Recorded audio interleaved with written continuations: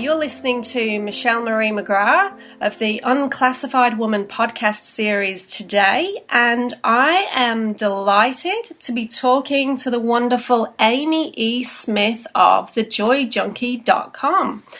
Now, Amy is a certified and credentialed confidence coach, a masterful speaker, and personal empowerment expert. She is the founder of the Joy Junkie Enterprises and uses her role as a coach, writer, podcaster, and speaker to move individuals beyond their limiting beliefs and sabotaging mindsets to a place of radical personal empowerment and self-love.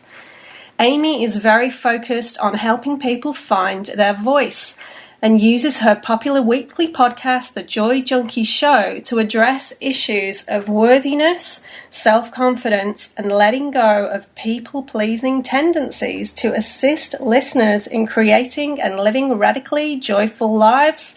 She's also the co-founder of the Self-love Revolution&nbsp, and has been instrumental in aiding hundreds of women in stepping into their authentic power and crafting lives they desire. She is a highly sought-after speaker and has an uncommon style of irreverence, wisdom, and humor, and she's also featured expert on Fox 5 San Diego and yourtango.com.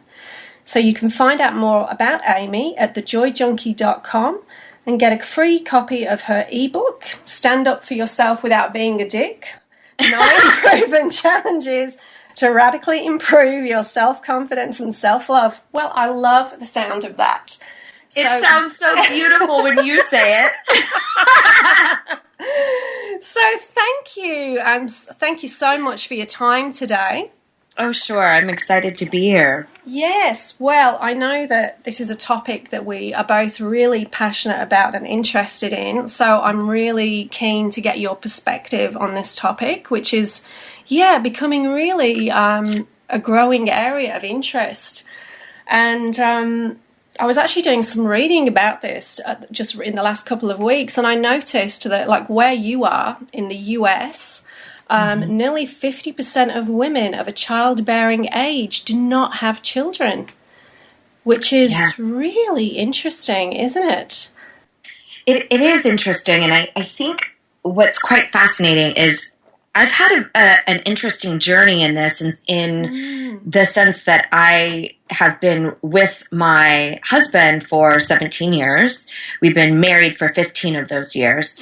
And just the difference between how people spoke to us when we first got married 15 years ago to how people speak about children now has definitely changed. I've definitely seen more of an acceptance in that regard, but we still have a long way to go. Yeah, and I mean, it's interesting, like, just looking at these kind of figures, like, obviously it's a massively growing demographic, but almost a quarter of Western women over the age of 40 do not have children. And like you say, this figure has doubled in the past 10 years, and it's only going to increase more moving forward. So, I mean, I think that is quite incredible that just in a generation, that's doubled. Yeah. Now, obviously, there are millions of reasons for that, but, what are your thoughts about that?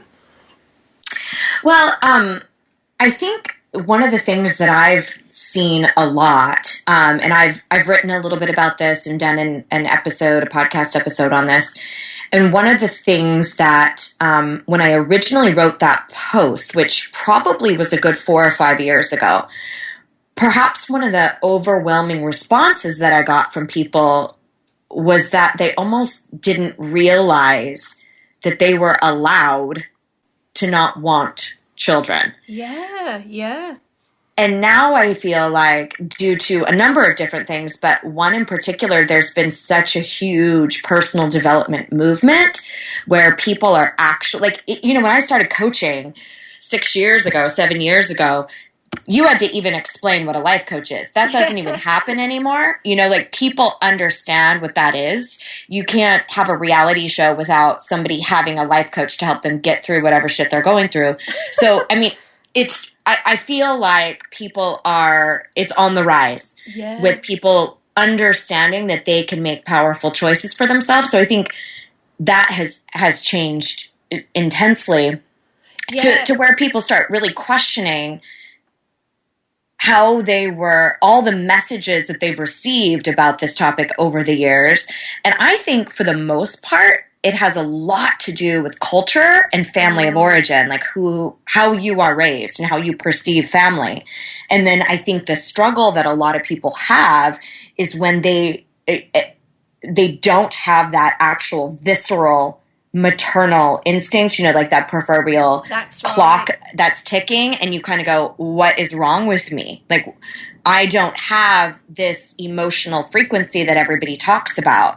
There must be something wrong with me. And so instead of searching for just following your intuition and your path, you just acquiesce and do what everybody else thinks. And so that's why I think really shedding light on this gives people the opportunity to go, oh, there's actually nothing wrong with me. That's fine. Yeah, and also just the being honest with yourself as well as other people, because we're conditioned to think that, being a mother should really be at the central driving force of your life. Otherwise, you are, and then fill in the blank for all the stereotypes. It's unnatural, it's unfeminine, you're selfish, you're self-absorbed, you're being shallow, all of this kind of thing that's so outdated. That, it's like you say, bringing these conversations out more in the open, it gives people permission to go, well, actually, maybe that's not the right thing for me.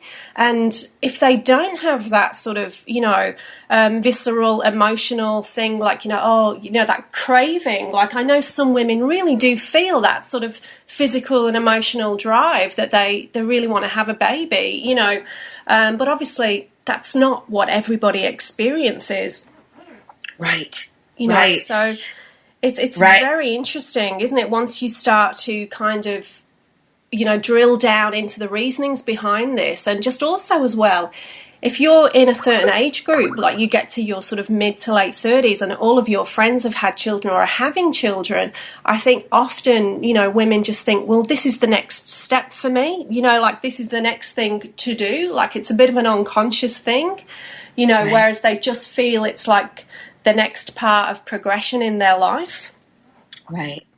Well, and I think we could really, from a personal development or coaching standpoint, you could really expand that we make many choices in our lives, whether it's what school we need to go to or what job we need to have, or if we need to get married. Like we make a lot of those decisions based off of societal stigmas and how we were raised and what our family wants from us. Yeah. So I think we can expand this to living a life based off of your personal fulfillment versus all these external components, because there's going to be people it won't stop that people are going to tell you all these asinine things that people say when you are childless by choice.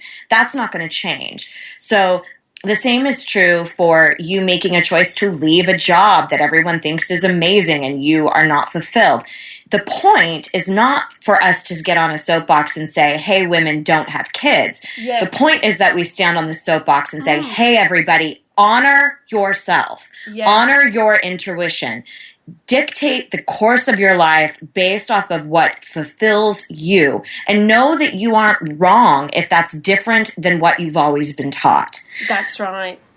Yeah. And now, because Amy, obviously, like you were saying, you've been with your husband for a very long time and you've made that choice that is not the path for you now. Like, is that something that you had always been very clear about, or was it a gradual decision that you came to? How did that evolve for you personally? Yeah, this is actually somewhat interesting. I remember being a little girl and being pretty clear, like, I don't want that. Mm-hmm. I saw my parents operate from a huge place of sacrifice for pretty much, we were very lower middle class. I wouldn't say we were impoverished, but we went without quite a bit. And I saw that so much of that was going to braces and, school projects and, stuff that was related to children. And I my best friend always jokes that I've been evolved since I was 10. And I just think that I saw things at a young age around this particular area where I was like, I just really don't think that's for me. And I very distinctly remember telling a girlfriend of mine, and we were probably, 8, 9, and we were doing our little doll baby's hair and stuff. And I really was like, if I ever have a kid, I'm adopting. There's no way I'm doing, I'm going to have this out of my body. Like I remember really, but I was always very much the fashion stylist or the hairstylist or the makeup artist for these dolls. I didn't have this overwhelming matriarchal, maternal feeling where I never have had a caretaking mentality where I really want to watch plants grow or where I really want to caretake for animals or that is not the way in which I am fulfilled. And I think oftentimes society tells us that there's something wrong with us and that we need to, we need to be fulfilled in that way. And I'm just not. So it took many years till I really could stand very confidently in that arena. But I was always very clear that I didn't want children. And I met my husband when I was 18. Wow. And he was 25. He's almost 8 years older than me. And he really was caught up in a lot of the stigma around, well, you need to have kids. And so he was very much like, well, as soon as we get married, because it was super clear, like, you're my soulmate, done and done. We knew we were going to get married in, a couple of years. It was just very easy and amazing. Yeah. So he kind of said, as soon as we get married, I'm ready. And I'm like, honey, I'm going to be 20. There is no fucking way I'm going to have a baby at 20 years old. Like, no. I'm like, look at me. Because I was kind of a hot piece of ass back then. So I'm like, there's no way I'm going to have a baby right now. Okay. So we started getting involved in conversations about it. And I entertained the idea for a while that I would still be in conversation about it, and I always had kind of maintained, I really just hope that you and I are always on the same page at the same time, because it seems to be one of the most devastating things for marriages and relationships when one person really, really doesn't want one or really does, and the partner doesn't. And so that was something I just really never wanted for us. And as we conversed about it more and more, I really kind of showed him a light of how I viewed child rearing.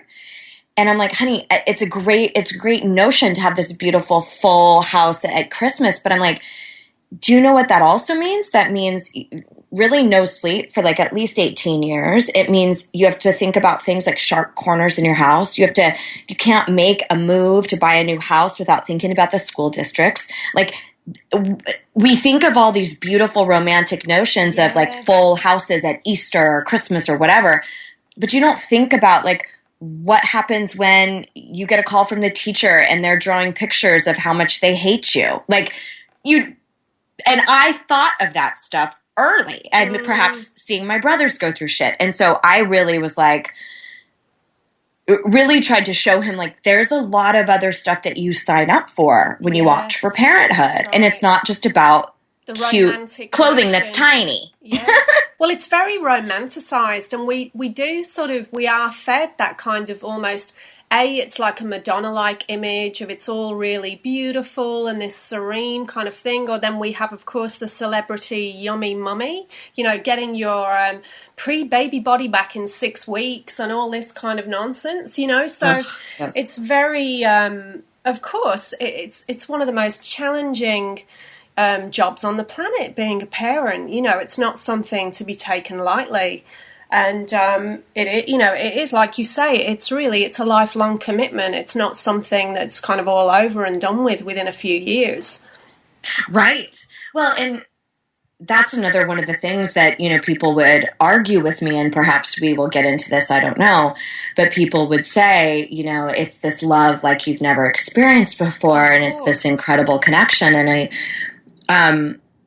I always thought, okay, I believe you. I believe you that it's like nothing you've ever experienced. And I am willing to not know what that feels like in order to have other things in my life. Yeah, yeah. And that's the choice. And so it comes down to, that being said, I respect why you would want to feel that. Of course. So all I asked is for the same respect in return. And that's where we have a little problem. Yeah, that's right. And also it's just, I mean, I had a conversation with my mum about this because I know for a long time, you know, she was really looking forward to having grandchildren and all that. And, you know, she kept saying to me, I just think it would be such a shame for you to miss out on this experience. And I said, well, I know, but it's like, I don't know what I'm missing out on. So like you say, you can't imagine what that will feel like. And of course, I totally believe you. But, you know, I've had to say to her, you were very clear that was what you wanted. You really wanted that, you know, and my mum was a single parent bringing me up. And then, you know, she had my brother like much later on. But it's just one of those things like you, my mum would always have liked more children, but she was very clear about that, whereas I'd say, you know, that's what you wanted for you. You're sort of forgetting that I've got different needs and drives, and, you know, maybe that's not for me, you know. And so it's really interesting, but it's very hard for them to understand that, I think.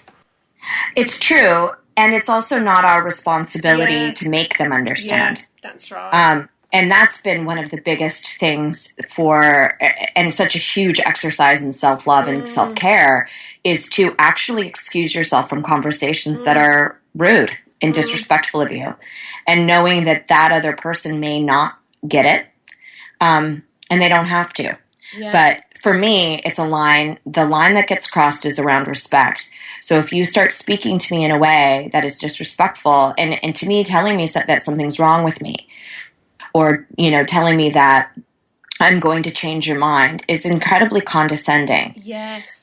So I won't participate in conversations like that. I don't have to be a dick. I don't have to, you know, lash out and get angry. I don't have to be combative. But I will stand in self-care and politely decline the conversation, whether it's family or not. I really feel that we are so multifaceted as humans. To say that we are fulfilled only in one particular way of child raising is asinine to me. Yeah. So I don't think marriage is for everybody. Yeah. I certainly don't think children are for everybody. I would never say to somebody, oh, you're missing out if you don't get married. I feel like you can be fulfilled. Like, who am I to tell you how you are most fulfilled, right? Like, that's right. Well, nobody knows what's best for us. Nobody knows nobody knows us better than ourselves, you know, so we can't possibly know what's right for somebody else. And often we don't always know what's best for ourselves. So we're all just kind of, you know, feeling our way, aren't we? It's a constant sort of learning experience. Well, I always thought, like, you know, getting married really young, I've also dealt with a lot of issues around that as well. Because, of course, people want to tell you all the societal reasons why you aren't going to make it, and assume that you're pregnant, you know. And so people would say to me when I was, you know, 20 and newly married, people would be like, oh, do you have kids? Like, they assumed that the only reason I would actually get married that young is because I was knocked up. Yeah. So I would love to retort, oh, no, we actually don't like children. And so I was very much in a smart-ass phase of my life, but who are we kidding? I'm still a huge smart-ass. But I was ready for a fight back then. And I always thought, how egregious is it and how sad is it that we are so willing to believe absolutely ridiculous shit out there, but we can't believe that somebody who's 20 actually found her soulmate. We can't actually believe in love. Like, what is wrong with us? Yeah. So... And I was sure. I was sure. And here we are 17 years later without any, it's just incredible. But one of the things that we did just to kind of complete the story of our life and where we have gotten to this point I was having a lot of issues with birth control affecting my health. And I was seeing an acupuncturist at the time. I was in my late 20s. And she had said, I can guarantee you are going to not be getting sick as much. I was getting yeast infections at least once a month. She was like, if you go off birth control, I can guarantee you this stuff is going to clean up. So my husband and I had always said, if by the time you're 30, we still feel the same way, let's go ahead and go with a vasectomy.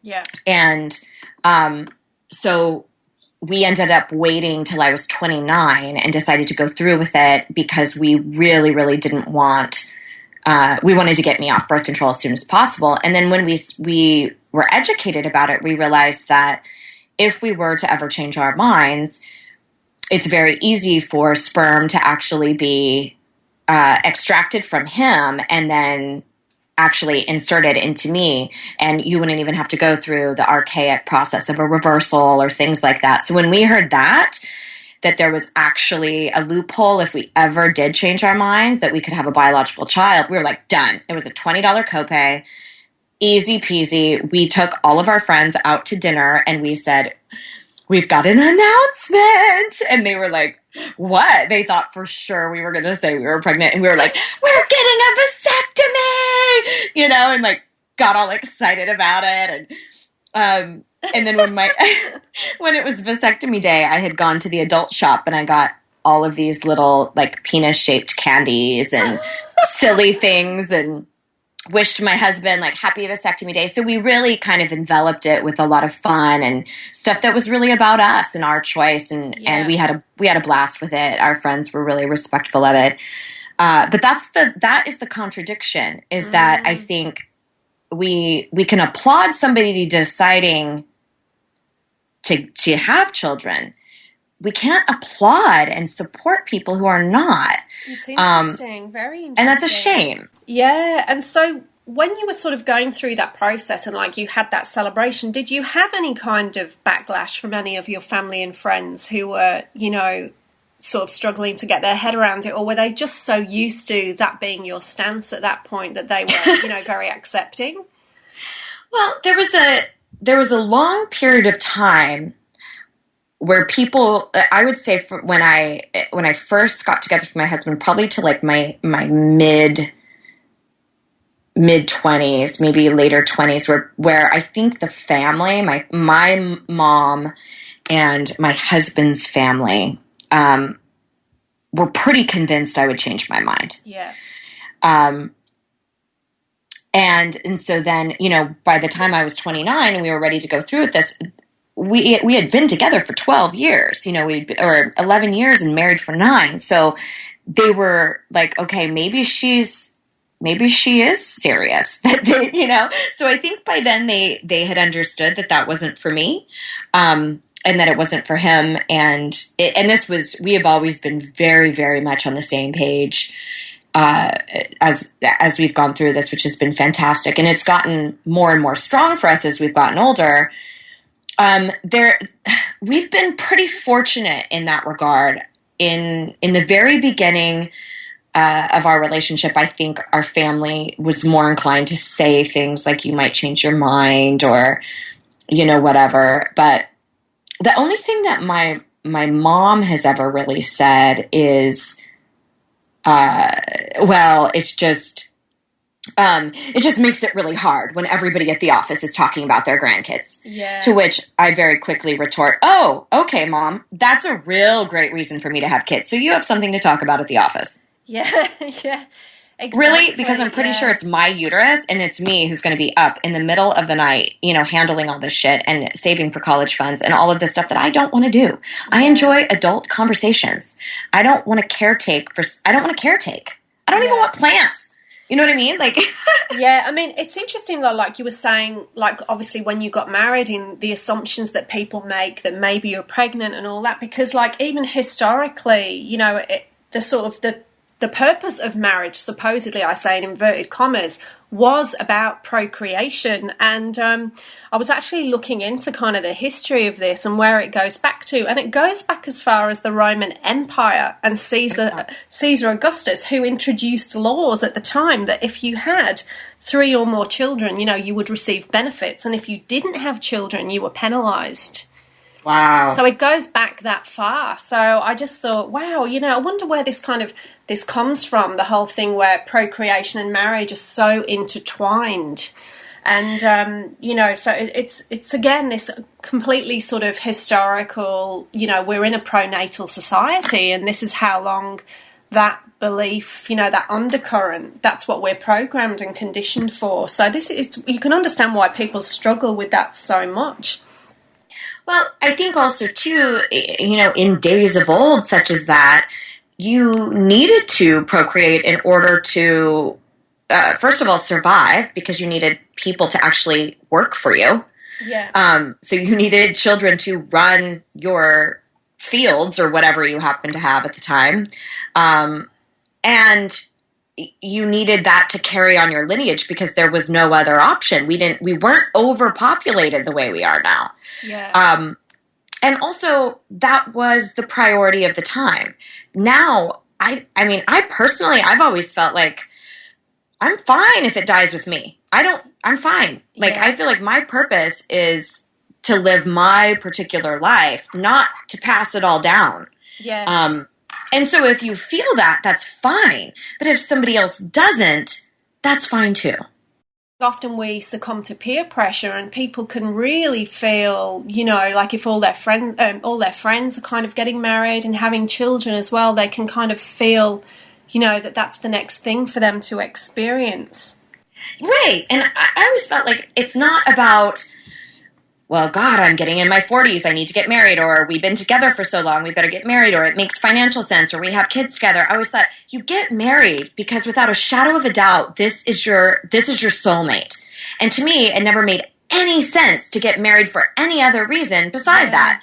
Yeah. And I think that the exact same thing is true about children. If it is not a desire of your heart, don't do it for any other bullshit reason. Yeah. You know, and I always thought it was really incredible to me that people always accused me of being selfish. And I'm like, why do you have children? You have children because you want it, because it's a desire, because you want to fulfill you. Doesn't get much more selfish than that. Totally, that's right, exactly. You know, so, but it's funny, I've had that conversation recently with a couple of people, and, you know, I got kind of a bit of a funny look, really. But it's so true. It's really turning those stereotypes on their head and really examining the validity of them, you know. Sure. And so how do you feel that we start to kind of let go of that myth that, you know, like parenthood is a very influential factor in a successful, I say in inverted commas, marriage? You know, how do we start to kind of separate that and sort of start making it much more kind of accessible for people to feel that, you know, like you say, maybe I just really want to be with this person and it's not about having children. Right. Or it might not even be about getting married, or it might not even be about living in the same house. Like, I think that's where we really have to start expanding our concepts of what family is. Yes. I fully believe families can be grandparents with, you know, raising a child. It can be 2 men raising a child, 2 women, 1 woman. I'm totally an advocate for have a baby on your own if you want. Like, I think that the sooner we start relinquishing this idea of what family has to look like, the sooner we can start accepting love in a lot of different approximations. Yes. So even the comment that I just said before about selfishness, I think it has a really bad taste in our mouth, right? The word selfish. And I always say, like, selfish is the new black. What we need is more people tending to self, saying it is a desire of my heart to have a baby, therefore I'm going to, versus I think my mom would be so disappointed and oh my gosh and blah blah blah. And that's not based off of self and personal fulfillment. So the notion that we want to throw around making selfish derogatory, and saying you shouldn't be that. I'm like, no, like, yes, like, take care of what matters to you. Yeah, we need to redefine it, don't we? We really need to redefine the word selfish. And my husband brought up a really great point. And he said, those who are already fulfilled in self don't need to look outside of themselves for all this validation. Yeah. So by being selfish, you end up being selfless. And I was like, I love it. I love it. I love it.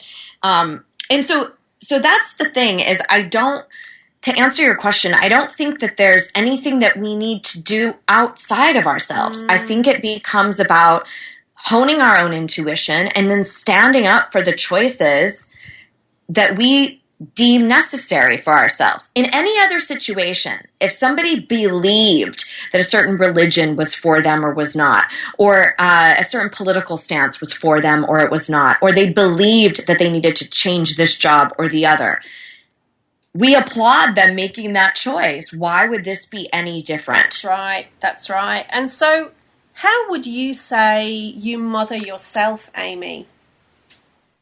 Well, it was so interesting when you sent me that stuff to kind of look through and looking at the actual definition of the verb to mother. What was it that it was? I remember. So to mother, one of the meanings is to give rise to or to produce, which I thought was really interesting. So it's just that thing of thinking, okay, so what have I given rise to or produced that gives me a self of fulfillment? What have I mothered in my life? Well, and it was interesting to me because even as I read it, I thought, okay, there's a lot of ways that I do that in my life. However, and perhaps we're getting into semantics with the word selfish and the word mother and all of these things, but that didn't resonate with me. I kind of went, I don't mother myself. Like, it doesn't have the connotation didn't resonate with my spirit. So here's another example of honoring what works for you. So I would say, I would call it self-care. I would call it honoring my own divine self or whatever. So to answer your question, how do I do that? Well, one of them is exactly what we've been kind of alluding to this whole time is, if I feel very strongly about something, I don't cower about expressing it. And at the same time, I handle myself with grace and kindness. So I would never, tell somebody to go to hell or like be, really rude or abrasive with them. But I also won't silence myself if I feel that there's something to be said, or if somebody says something highly offensive, because I think that's another one of those things that happens to us frequently in this topic, is people say things that they think are acceptable somehow based off of society. And to me, it's just as awful or egregious as somebody telling you that you're ugly or you're fat and something else that's extremely disrespectful. I think we see this a lot with how people treat somebody who's pregnant, like where they think they can just touch you and like there's things like that are just plain old offensive. I find it very offensive, if somebody, like I had somebody come up to me and ask if they could pray with me. And I said, I'm so sorry. But that is just something that I don't buy into. And I really appreciate your glad tidings, but I'm going to politely decline. And I walked away. And so there's a way in which to handle yourself where you can stand up for what you believe in without being a dick. And you don't have to be rude about it. So part of the way that I really, really take care of myself in that way is to not be silent if something rubs me the wrong way. And I think that if we look at these sorts of comments, if you are somebody who is like myself or you, childless by choice, to take those comments just like any other rude or disrespectful comment and treat it as such. Just because there's a larger majority of the population who thinks it's acceptable to say those things doesn't mean that you have to accept it. It doesn't mean that you have to defend yourself. It doesn't mean that you have to over-explain your point or make them understand. It means that you need to conduct yourself in a way in which you are proud. For me, it's handling myself with grace and kindness, and handling myself where I don't override something if I need to give voice to it, if I need to speak my truth. And that can be a very simple situation. Like I had a situation in a, to give a wider example of what this looks like, I had a situation with a group of people that I do community theater with, and they had a picture that was basically making fun of somebody with a mental disability, and I found that very offensive. And so our instinct is to just laugh it off, don't rock the boat by saying what you really think. And I just said, I'm so sorry, I really don't want to look at that. I actually find that really offensive. Please don't show it to me. And I took care of me. Yeah. Like, so if we look at these stupid things that people tell us sometimes as an actual offensive comment and treat it as such, to take care of ourselves. And that's great advice for somebody as well who's, chosen not to have children, but is also fearful of the response, nervous about the response that they may receive from their family or their friends. And it's really like what you said. It's about really taking care of what's right for you and being, polite but very firm. Right. Right. Really sticking to your guns and honoring what's right for you. And, and sometimes we may need to do that repeatedly. Yes. And feel a bit like a broken record. Well, even like what you were sharing with your mom, your mom's opinions and wants and desires are absolutely warranted, as are yours. They are equally as important. So when we're talking about how you are going to govern your life, your wants and desires trump her wants and desires. Yeah, that's because it's your life. That's right. And also, if it's people who really love you, they want you to be happy ultimately. Oh, sure. And only you can determine, what's going to make you happy, and only you can determine what successful or fulfilled looks like in your own life. Right. And I think it's this particular issue that we feel somehow like we can't stand up for it, and that's just not true. So I just have really started to look at that as, when people say things to me, I'll say things back like, I find that so curious that you think that's an acceptable thing to say to someone. Like I will call out what I take issue with. The same way I would if somebody was offensive to me about religion or politics or just rude in general. I would say the same. Yeah. And so now that, so obviously you've just come to such a clear and strong stance over the years with that, and you're very clear about it. And so what do you feel, kind of upon reflection, what do you feel have been the major benefits of not having children, and how are you experiencing that now in your life? Oh, gosh. They're vast. I mean, everything from being able to run around my house naked, to being able to, my husband and I are picking up and thinking of moving across country, and we have zero child to think about, right? Like, so there's no issue with school districts or uprooting them and their friends. I find that there's just so much freedom in everything, really. Yeah. And so the thing I think is that I don't have that pull of, it is not my desire. It's just not my desire. Yeah. So there is no sense of loss in any way. And the other thing that I've always felt really strongly about is I really feel that I have an incredible, beautiful soulmate connection with my husband, which has always left me over the top fulfilled. And I've always speculated that if more people were fulfilled in their relationships, that they might second guess having children. Because I do think that there's a lot of people who have them because there is still something missing. And I just never felt that void. I felt no feeling towards that. I've also said, for that same reason, had I not met my husband, I might seriously consider having a child on my own.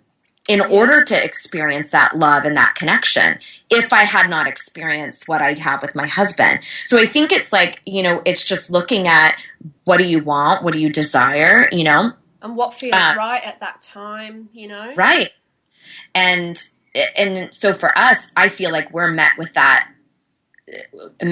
evidence to support our choice all the time, whether it's around being around other family members that have children or being with friends who have to leave early from certain functions because they've got to get home to the kids, or, the expense alone that we have not incurred.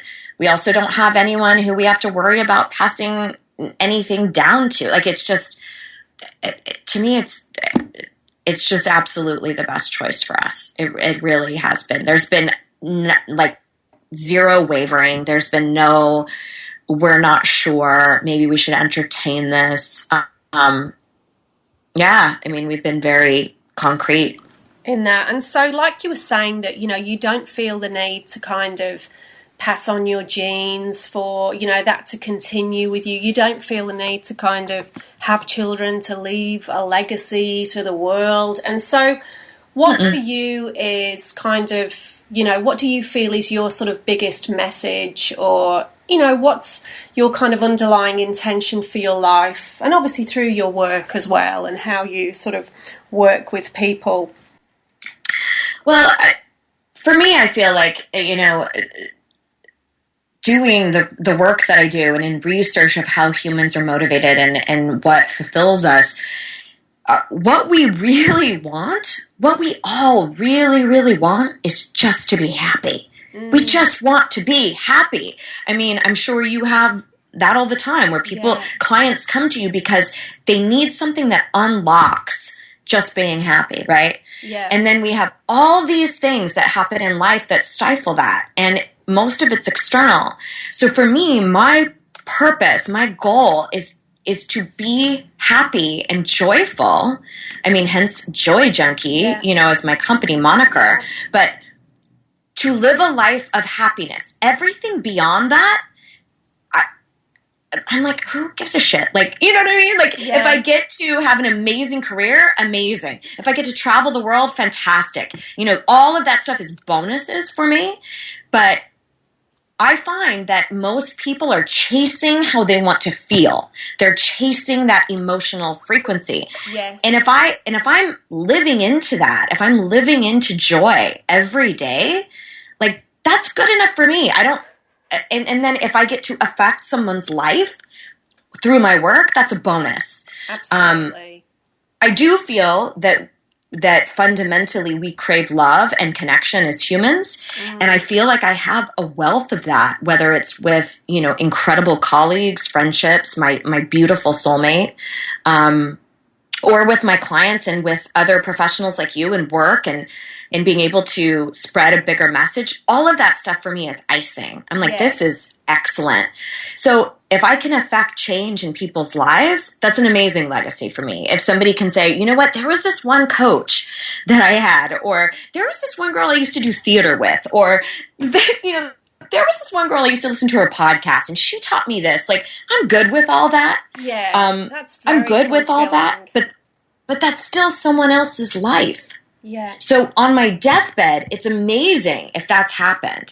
Of course. But it's amazing because it's fulfilling for me. That's what leads to personal joy. And I think we forget that. That's right. And that's wonderful. And that's really inspiring that you're so clear on that. And that, and again, that's a process that you go through over time. So, that's wonderful. So thank you so much, Amy. You're so welcome. I love talking about this. It's so interesting and fascinating, and just reminding women that it really is their choice to choose what's right and fulfilling for them in their heart, and that only they can do that. Right. And it's a bigger conversation too. It's in every single thing. Like I mentioned at the top of our conversation, it's not just this area that you're allowed to feel this way about. You're allowed to feel strong and convicted about your beliefs, your perspectives, your choices, and you really don't owe anyone an explanation. If you choose to explain, awesome, but do that for you. Yes. Don't do that because you are operating from a place of fear or guilt in any choice. That's right. Absolutely. No, that's wonderful. So thank you. Thank you so much for your time. And everybody, you can find out more about Amy's wonderful work at thejoyjunkie.com. And I will also share the link to a really interesting podcast episode that was a discussion with Amy and her husband about this topic. Yes. So thank you. Thanks so much. Oh, you're most welcome. Thank you. Thank you.